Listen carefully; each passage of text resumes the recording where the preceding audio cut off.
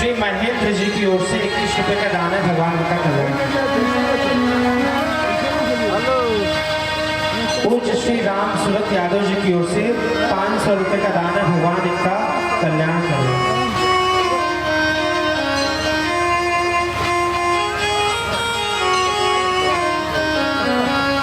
श्री रामेश्वर यादव जी की ओर से 101 रुपए का दान है। भगवान इनका कल्याण करें। तो सारी प्रजा दशरथ जी के महल के दरवाजे पे आके खड़ी हो गई और सभी लोग सोच रहे हैं कि दशरथ जी अब तक महल से बाहर क्यों नहीं निकले, क्या बात हो गई। सुमंत्र जी आए। सुमंत्र जी का हर हाल में दशरथ जी के महल में प्रवेश था, इसलिए सुमंत्र जी गए और जा करके देखते हैं कि दशरथ जी पृथ्वी पर पड़े हुए हैं, राम राम राम राम रट रहे हैं। कैकेयी जी बोली कि हे मंत्री, हे सुमंत्र, तुम जल्दी से राम को बुला दो। क्यों? क्योंकि यह राम जी को देखना चाहते हैं। आगे भगवान जाने इनकी क्या इच्छा है। सुमंत्र जी दशरथ जी का रुख पा करके राम जी के महल में गए। सुमंत्र जी मार्ग में विचार कर रहे हैं कि पता नहीं क्या बात हो गई, राम जी को बुला करके दशरथ जी क्या कहेंगे, इस प्रकार सोच रहे हैं। और जब सुमंत्र जी राम जी के महल में गए तो आप ध्यान पूर्वक सुनिए।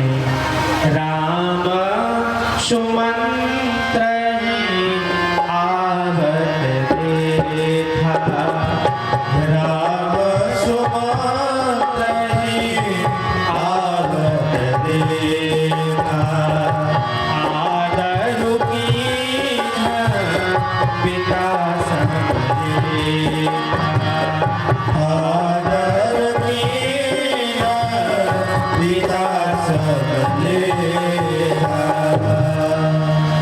जब राम जी के दरवाजे पे सुमंत्र जी गए, तब राम जी ने जब देखा कि सुमंत्र जी आ रहे हैं तो कितना आदर किए।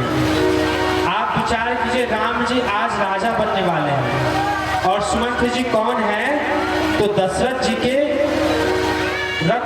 रथ को चलाने वाले हैं, यानी ये कहें तो दशरथ जी के ड्राइवर हैं। तो राम जी यह सोच सकते थे कि मैं इनका आदर क्यों करूं, मैं तो आज राजा बनने जा रहा हूं और यह तो एक मामूली से ड्राइवर है पिता के, तो मैं इनका आदर क्यों करूं। परंतु राम का आप कर्म देखिए। राम जी क्या किए? राम सुमंत्र आवत देखा, आदर कीन्ह पिता सम लेखा। अपने पिता दशरथ जी के समान आदर किए सुमंत्र जी का। जिस प्रकार दशरथ जी का आदर करते हैं उस प्रकार से राम जी सुमंत्र जी का आदर किए। गोविंदर निषाद, गोविंद निषाद जी की ओर से 50, गोविंदर जोगिंदर निषाद की ओर से 50 रुपए का दान है। भगवान आपका कल्याण करें। राम जी पिता के समान सुमंत्र जी का आदर किए और राम जी को लेकर के सुमंत्र जी दशरथ जी के महल में आए। और राम जी जब देखें कि दशरथ जी हमारे पिता भूमि पर सोए हुए हैं, तो इसके पहले अपने जीवन में राम जी कभी दुख देखे नहीं थे।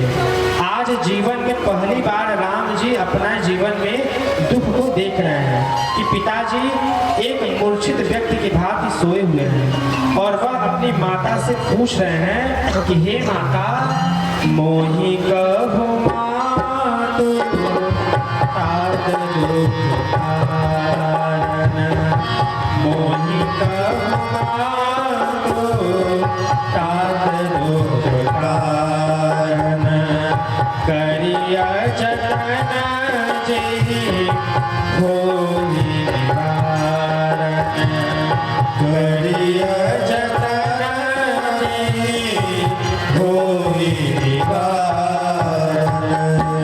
हे माता, क्या कारण है जो पिताजी इतने दुखी हैं? यदि दुख के कारण का पता चल जाए तो उस दुख का निवारण हो सकता है। आप मुझे कारण बताइए कि हमारे पिता, पूज्य पिता इतने दुखी क्यों हैं? तब कैकेयी जी बोलती हैं, सुनहु राम सब कारण हेहु, सुनहु राम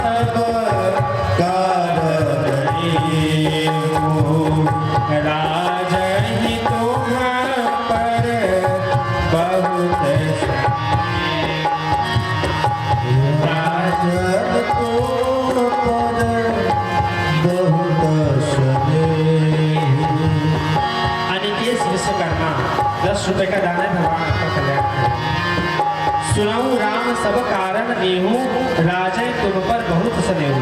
हे राम, तुम्हारे पिता के दुख का कारण केवल इतना ही है कि तुम्हारे पिता तुम पर बहुत अधिक स्नेह करते हैं। तुम्हारे पिता का तुम पर बहुत अधिक प्रेम है, यही उनके दुख का कारण है। और जो जो घटनाएं हुई थी सब विस्तार से कैकेयी जी ने बता दिया कि हे राम, किस प्रकार मैंने तुम्हारे लिए वनवास मांगा है और अपने पुत्र भरत के लिए राज सिंहासन मांगा है। और आप इस झांकी को देखिए, इस झांकी को देखिए कि जिसका राज्याभिषेक होने वाला था उसका वनवास होने जा रहा है आज।